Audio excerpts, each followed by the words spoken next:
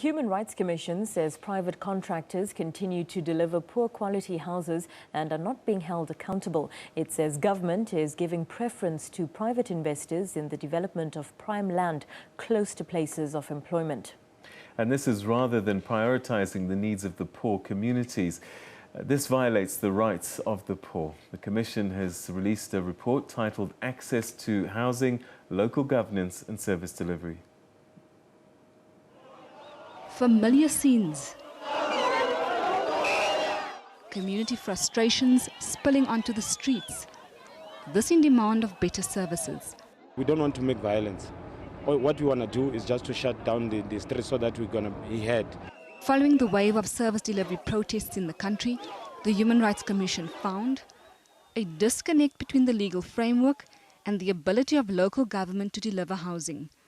Policies don't address the needs of the poor. A lack of affordable low-income rental housing has seen a mushrooming of informal settlements. Communities face barriers in addressing their concerns through protest action. Evictions are conducted without regard to the rights of the affected. We want houses of quality. The fact that you're poor should not be a reason why you should get poor quality services. We need to build more houses, and there's pressure on the state. But then the contractors who run away and do shoddy work, and they go away with impunity. The body wants to hold all stakeholders, including government, accountable.